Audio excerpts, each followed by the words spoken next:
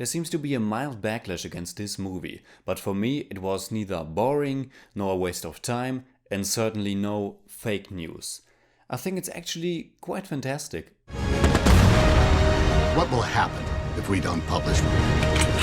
We will lose. The country will lose.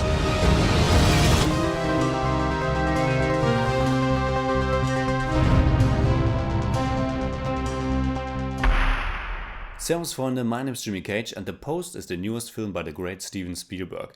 And before we delve into it, I want to take a short moment to highlight the simple fact that it's 2018 now and we are still lucky enough to look forward to new movies by Steven Spielberg, who like Martin Scorsese is in his 70s now. And just in a few weeks there will be yet another one in Ready Player One.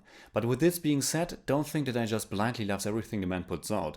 I was very underwhelmed by the BFG and I wish to forget the Kingdom of the Crystal Skull altogether. But as the post progressed, I was more and more enthralled by his newest work.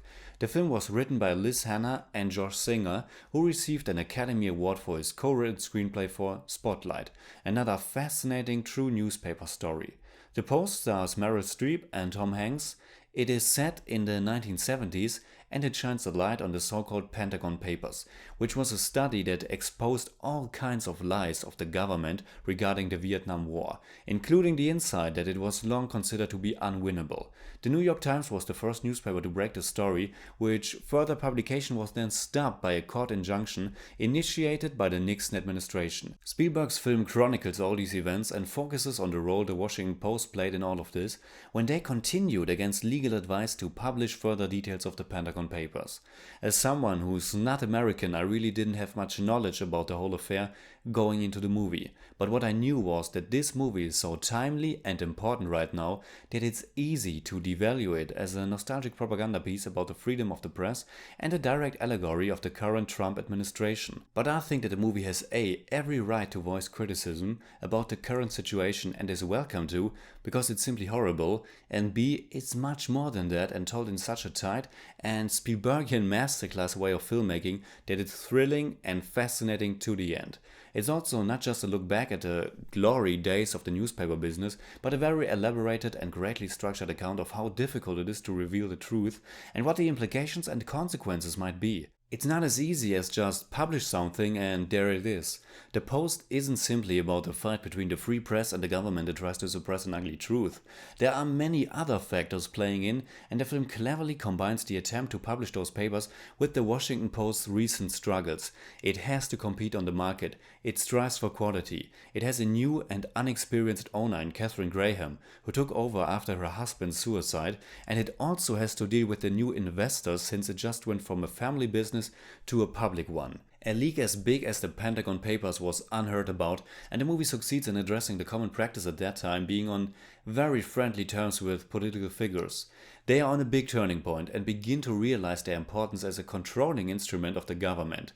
Some might find this all to be a little bit too obvious and direct, but the movie shouldn't be just read as a direct transmission to modern times. The situation we live in today is very different, but two things stay the same. One, the importance of a free press, and two, the fact that things change and new ways of dealing with those changes have to be found. In the hands of a filmmaker like Spielberg, The Post isn't just a blatant criticism of our current situation, nor a transfigured look back at the past. And so far I haven't even mentioned how wonderfully crafted the whole film is.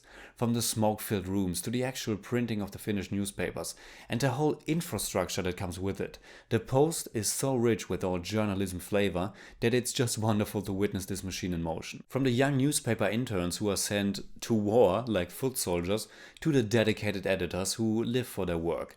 Tom Hanks gives a great performance as editor-in-chief Ben Bradley, this rough, hard-edged, direct but also charming man who seems to be equally interested in putting out the truth as well as putting the Washington Post on the map as one of the most important newspapers. Meryl Streep shines as always, as a woman who never thought she would have to lead such a giant enterprise, who is new in this world of men. She and Hanks form a strong bond that starts out shaky but gets stronger and stronger throughout the movie.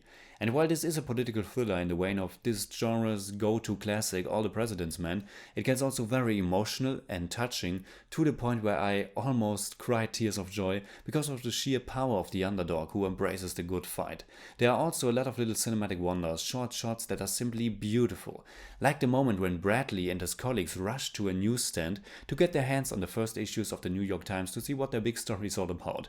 While they read the headline in shock, not just about the revelations but also because the newspaper doesn't have it, the pages begin to fly away in slow motion in the morning wind. Another great example is the way Spielberg shows President Nixon. It might border on the way a film portrays a supervillain, but I just loved it. We can hear the original White House tapes of Nixon's voice while the camera observes him from outside the house, slowly moving in through a window. It's our gaze that's watching the president, carefully observing, and not him who controls the people. I was really surprised of how much the post appealed to me. It's cleverly told, immensely timely, well acted, moving, and it gets tenser as it goes without forgetting to add some sparks of humor in it as well. And you just have to laugh the ad-libbed line by Meryl Streep when in the middle of all those difficult obstacles she goes, "Glad I never have to go through this again." In the light of the following Watergate scandal, this was just too good. In German I'd say, The Post ist einer von Spielbergs vielen Glanzleistungen. Spannend, aktuell, großartig gespielt und in Szene gesetzt. I give The Post 9 out of 10. It's more like 8.6, but I don't do that. What are you going to do, Mrs. Graham?